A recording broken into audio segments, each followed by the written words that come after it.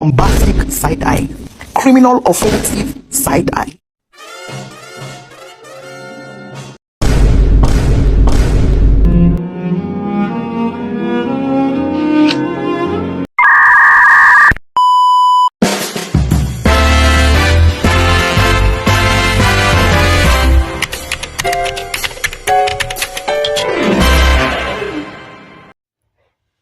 Halo semuanya, kenalkan nama saya Ida Cui Ananta dari kelas 11 CKC 2. Di video kali ini kita akan membahas tentang fiber optik, mulai dari pengertian, cara kerja, struktur kabel, jenis kabel, hingga alat-alat kerja yang digunakan dalam teknisi. Yuk, langsung saja kita mulai.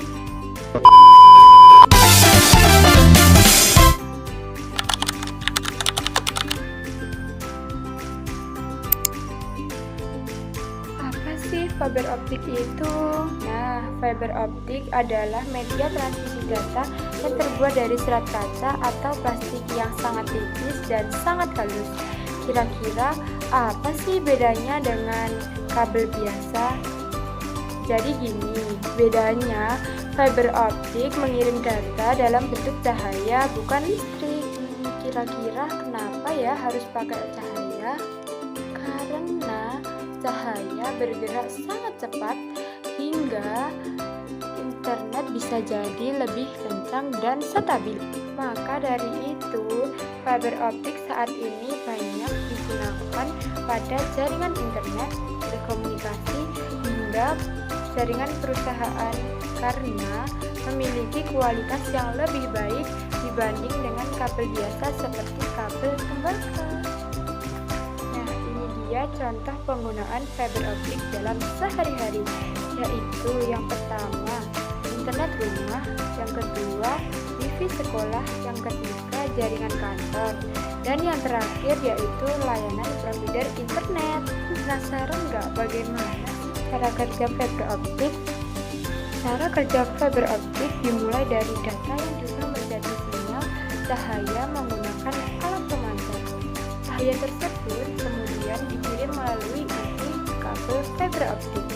Nah, di dalam kabel cahaya dipantulkan terus-menerus oleh lapisan cladding sehingga tetap berada di jalur kabel sampai ke tujuan.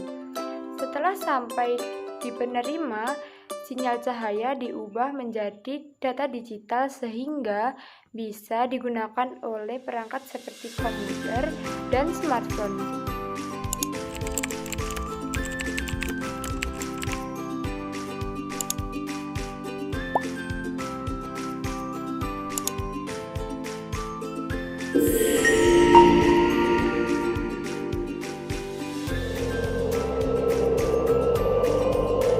Bagaimana cara kerja fiber optik? Teknologi yang memungkinkan kita untuk mentransmisikan data dengan kecepatan tinggi. Yuk, kita mulai. Fiber optik adalah kabel yang terbuat dari serat kaca atau plastik yang sangat tipis. Kabel ini digunakan untuk mentransmisikan informasi sebagai pulsa cahaya. Prinsip dasar cara kerja fiber optik adalah menggunakan cahaya untuk mengirimkan data. Cahaya dipancarkan ke dalam serat optik dan dipandu sepanjang serat melalui proses yang disebut total internal reflection atau pemantulan internal total. Pemantulan internal total terjadi ketika cahaya mengenai dinding serat optik pada sudut tertentu, sehingga cahaya dipantulkan kembali ke dalam serat tanpa keluar dari serat tersebut. Ini memungkinkan cahaya untuk melakukan perjalanan jarak jauh dengan kerugian minimal.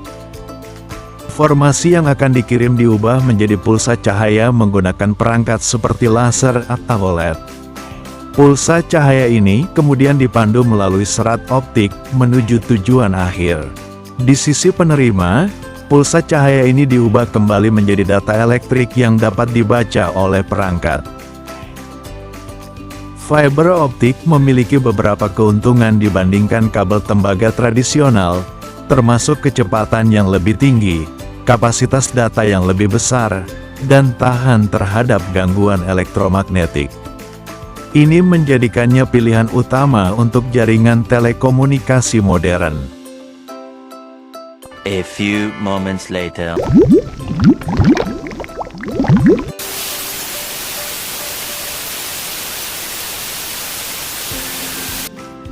Kelebihan utama dalam fiber optik yaitu yang pertama, kecepatan tinggi. Fiber optik mampu mengirim data dengan sangat cepat karena menggunakan cahaya sebagai media transmisi. Yang kedua, koneksi lebih stabil. Nah, jaringan fiber optik lebih stabil dan tidak mudah terganggu cuaca maupun gangguan listrik. Yang ketiga, jangkauan jauh. Fiber optik dapat mengirim data hingga jarak jauh tanpa kehilangan kualitas sinyal yang besar. Nah, yang keempat, bandwidth besar. Mampu menampung banyak data sekaligus, cocok untuk internet cepat dan penggunaan banyak pengguna. Nah, selain kelebihan utama yang saya sampaikan, masih banyak lagi kelebihan utama dalam fiber optik. Nah, karena kelebihan tersebut, fiber optik menjadi teknologi jaringan yang banyak digunakan saat ini.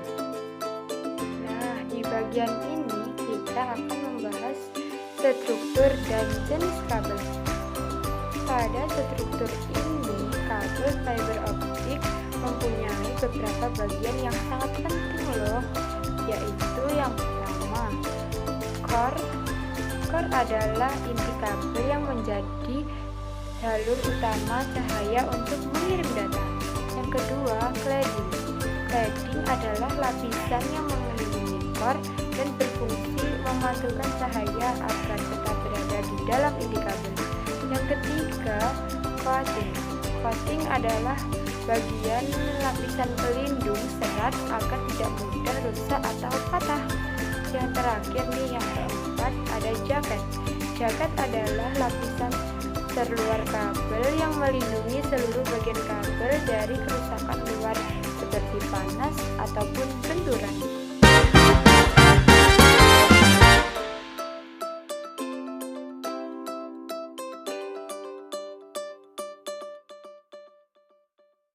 Mengenal struktur dasar kabel fiber optik. Aku inti core pada kabel fiber optik. Bagian paling tengah yang terbuat dari kaca tipis, berfungsi sebagai media transmisi cahaya. Panggil aku cladding. Aku menjaga cahaya tetap di jalur. Aku memantulkan kembali setiap pancaran. Perlindungan adalah tugas utamaku. Coating adalah aku, lapisan plastik yang membungkus cladding, berfungsi melindungi serat dari kerusakan, kelembapan, dan goresan. Lapisan yang melindungi serat dari tarikan dan tekanan saat instalasi. Sebut aku Strength Member. Outer jacket garis pertahanan terakhir. Hujan panas debu semua aku hadapi. Tanpaku bagian dalam cepat hancur. Aku keras karena dunia luar tidak pernah lembut. A few moments later.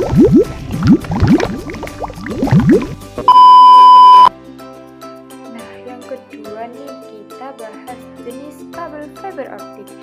Di jenis kabel fiber optik ini ada dua jenisnya loh. Yang pertama, single mode. Single mode memiliki inti kabel kecil dan digunakan untuk transmisi jarak jauh dengan kecepatan yang tinggi. Biasanya digunakan oleh provider internet dan jaringan antar kota. Yang kedua, multimode. Multimode memiliki inti lebih besar dan digunakan untuk jarak dekat. Biasanya digunakan di gedung sekolah atau kantor. A few moments later.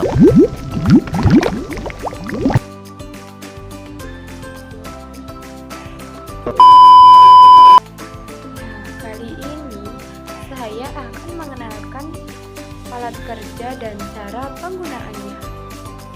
Nah, yang pertama, alat kupas dan alat potong. Yang pertama ada Miller atau striper. Nah, ini digunakan untuk mengupas lapisan kabel fiber optik sebelum proses penyambungan. Cara penggunaannya bagaimana sih? Yaitu yang pertama, pertama, masukkan kabel ke dalam alat stripper, lalu jepit perlahan dan tarik hingga lapisan kabel terkelupas. Yang kedua, ada cleaver. Cleaver digunakan untuk memotong ujung fiber optik agar hasil potongan rata dan rapi. Cara penggunaannya, letakkan fiber pada alat, lalu tutup cleaver dan potong dengan sekali tekan. Selanjutnya ada alat sambung, yaitu fusion splicer. Fusion splicer digunakan untuk menyambungkan dua ujung kabel fiber optik menggunakan panasnya listrik. Cara penggunaannya, bersihkan ujung kabel, lalu letakkan kabel pada mesin fusion splicer. Nah, di situ mesin akan menyambungkan kabel secara otomatis. Setelah selesai, sambungan diberi pelindung sleeve. Nah, ada alat ukur dan tes. Yang pertama yaitu OPM, Optical Power Meter. OPM digunakan untuk mengukur kekuatan sinyal cahaya pada kabel fiber optik. Fungsinya untuk mengetahui apakah jaringan berjalan dengan baik atau tidak. Nah, yang kedua ada OTDR. OTDR yaitu Optical Time Domain Reflectometer. OTDR digunakan untuk mendeteksi kerusakan pada kabel fiber optik. Nah, fungsinya mengetahui lokasi kabel yang terputus, yang kedua mengukur jarak gangguan, dan yang terakhir mengecek kualitas sambungan kabel.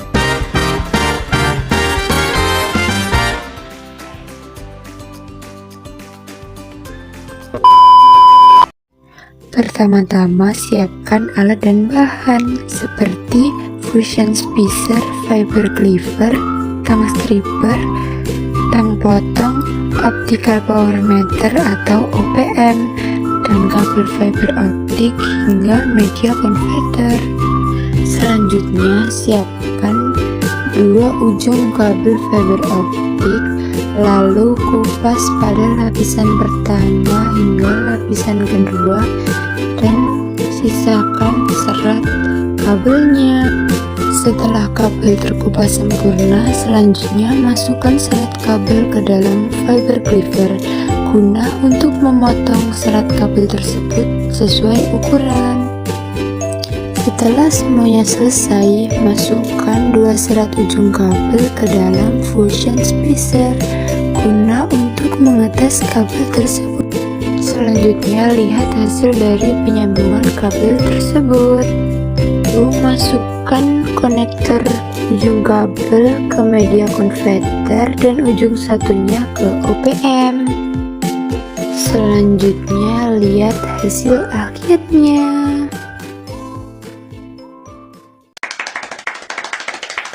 A few moments later.